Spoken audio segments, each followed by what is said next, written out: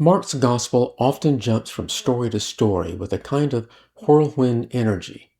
Chapters 8 and 9 are no exception. Some might call it scattershot storytelling with lessons and miracles interwoven in ways that don't always feel linear. But if we look closely, there's a deeper pattern. Mark is showing us what it means to follow Jesus when understanding comes slowly and faith grows unevenly. Let's jump in.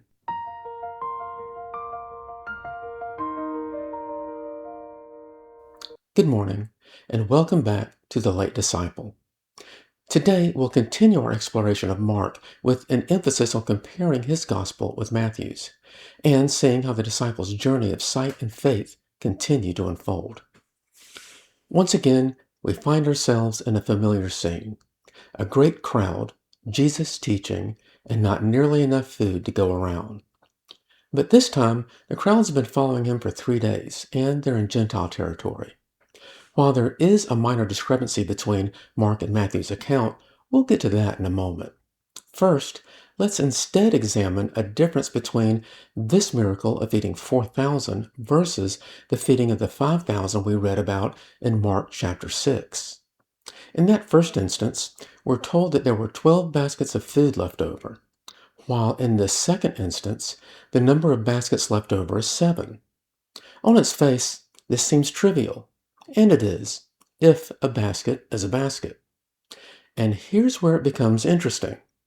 In the original Greek translations of these two stories, two different words are used that eventually becomes translated to English as baskets.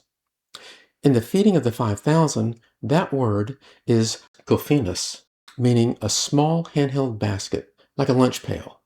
But here, the word is spirus, a much larger container, in fact, big enough to hold a grown man. In other words, even though there were fewer baskets, there were actually more food left over this time. A lot more. Is this important? No, not really. Is it interesting? I think it's very interesting. I think it's fascinating. And it's one example of why reading the Bible isn't necessarily the same as studying it. I did mention earlier that there was a small difference between Mark and Matthew's account, and that difference, coincidentally, is also numeric in nature.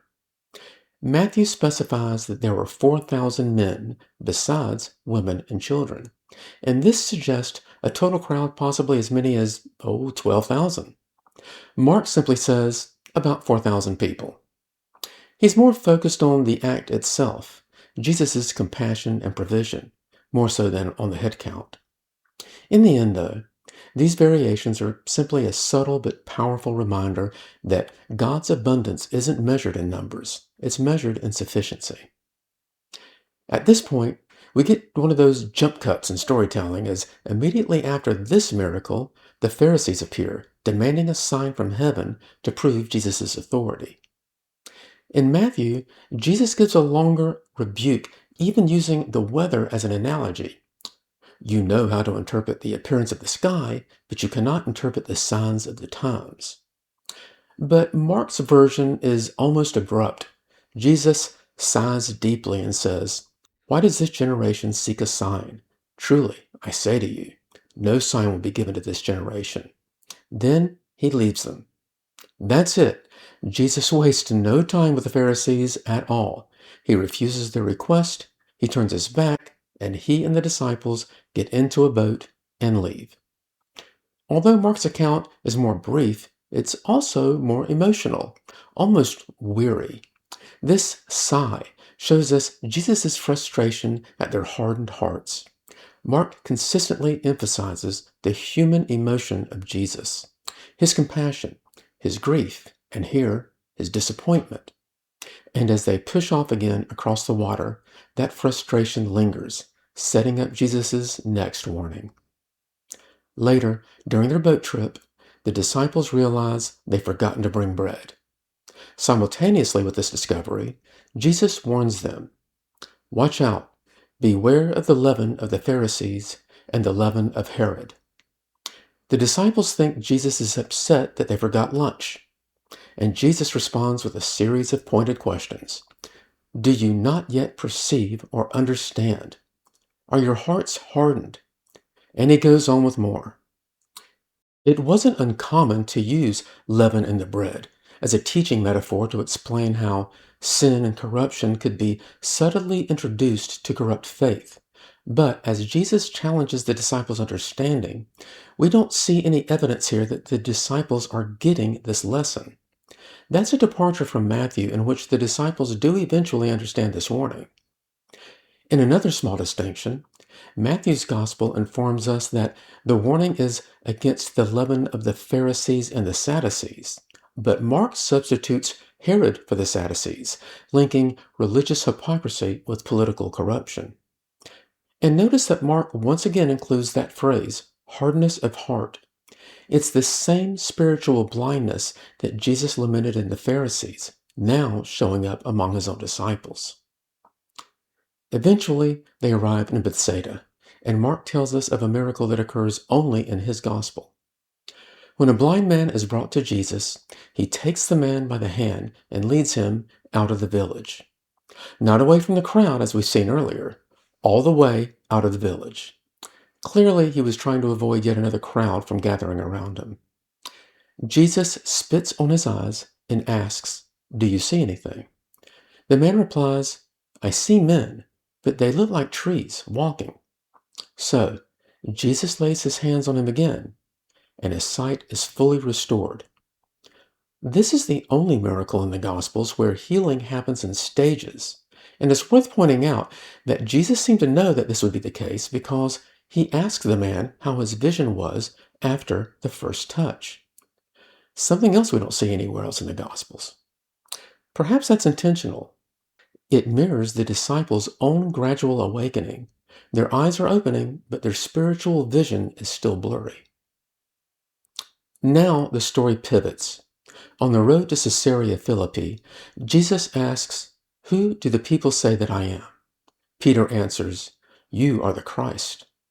In Matthew's account, Jesus blesses Peter, then Simon, and in fact tells him he will now be known as Peter, calling him the Rock, and then speaks of building his church. But here in Mark's version, there is no praise, just silence and a command not to tell anyone. This humility in Mark's narrative may reflect Peter's own influence. Church tradition holds that Mark's gospel was based on Peter's testimony, and Peter seems careful not to elevate himself here. As we reach the end of chapter 8, Jesus begins to teach that the Son of Man must suffer, be rejected, killed, and rise again. Peter, horrified, rebukes him, and Jesus responds, "Get behind me, Satan." It's a harsh moment, and we feel badly for Peter here. But there's a fascinating connection drawn between Peter's temptation and Jesus' temptation in the wilderness immediately following his baptism by John. This connection is observed in R.C. Sproul's expositional commentary of the book of Mark. In this commentary, he reminds us that in Luke's accounting of the temptations in the wilderness, after Jesus withstood all of Satan's offers, we're told that Satan departed from him until an opportune time. Sproul points out that this element of foreboding, hinting that Satan will return sometime in the future with some other temptation, and indeed we see it right here on the heels of the highest confession from Peter, Satan speaking through the spokesman of the disciples. And now we see why Jesus' rebuke of Peter was quick and harsh, as he was literally lashing out at Satan, not Peter. Moving into chapter 9, we reach the mountaintop of Mark's gospel, both literally and spiritually, with the Transfiguration. 6 days following Peter's rebuke, Jesus takes Peter, James, and John up a high mountain, where he is transfigured before them. His clothes become dazzling white, and Moses and Elijah appear beside him. As in Matthew's account, Peter offers to build a shelter for Jesus and the two prophets. But Mark makes it clear that this was literally nervous babbling on the part of Peter because he was terrified being in the presence of this event. Once again, humility and honesty as Peter confesses his own fear and confusion. As they descend the mountain, Jesus instructs them to tell no one what they had witnessed, until the Son of Man has risen from the dead. When the disciples asked Jesus about the coming of Elijah, Jesus tells him that he's already come. Matthew clarifies that Jesus is referring to John the Baptist, but in Mark, the disciples don't seem to make this connection. When Jesus returns to the other disciples, he finds chaos. Scribes are arguing with the disciples, surrounded by a great crowd. A father explains that his son has an unclean spirit and that the disciples couldn't cast it out. Jesus sighs again. "O faithless generation, how long am I to be with you?" This rebuke seems directed at the disciples in Matthew's telling, but here you could make the assertion that perhaps it was directed at the scribes. After all, they were clearly agitating both the crowd and the disciples. And Mark gives us even more detail, describing the boy's seizures, his convulsions, and the father's desperate plea. "If you can do anything, have compassion on us and help us."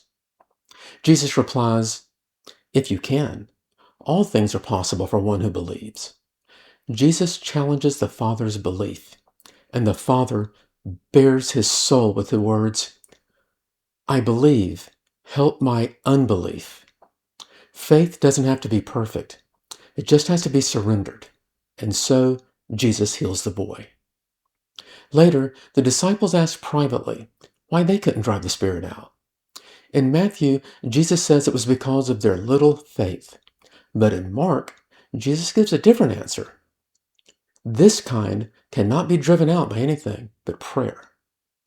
Perhaps this also hints that Jesus' earlier rebuke wasn't targeted at the disciples. Perhaps.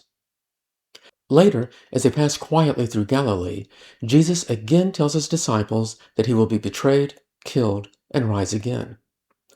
Mark alone mentions that Jesus didn't want anyone to know they were passing through.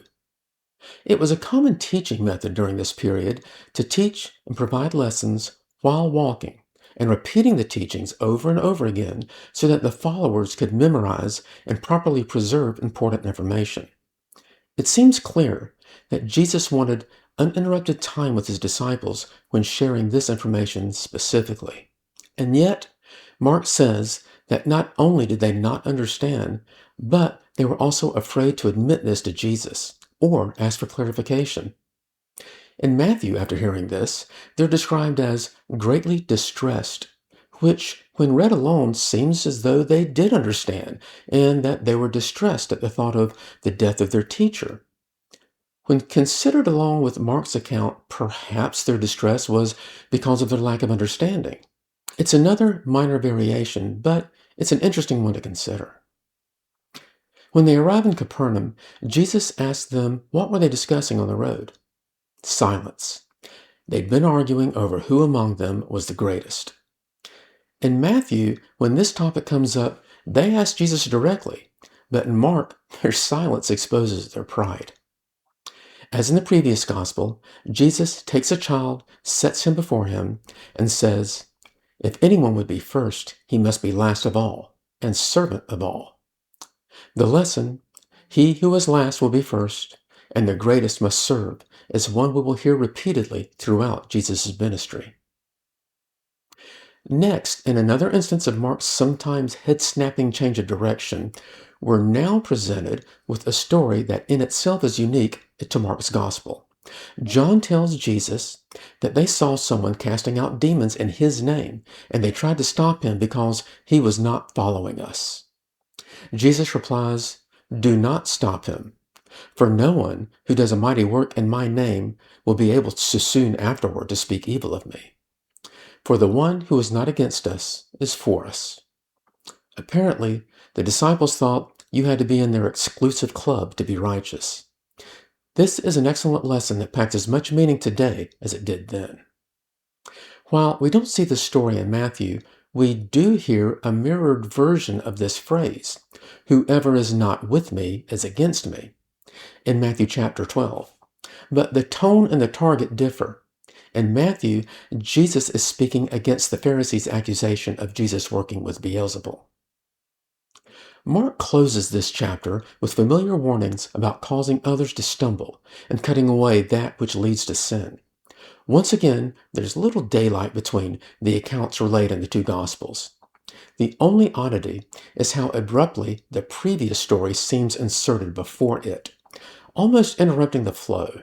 But perhaps that's intentional. Mark's arrangement forces us to consider pride itself as one of those spiritual stumbling blocks. So, while Mark's storytelling may feel scattered, the theme running through these two chapters is clear.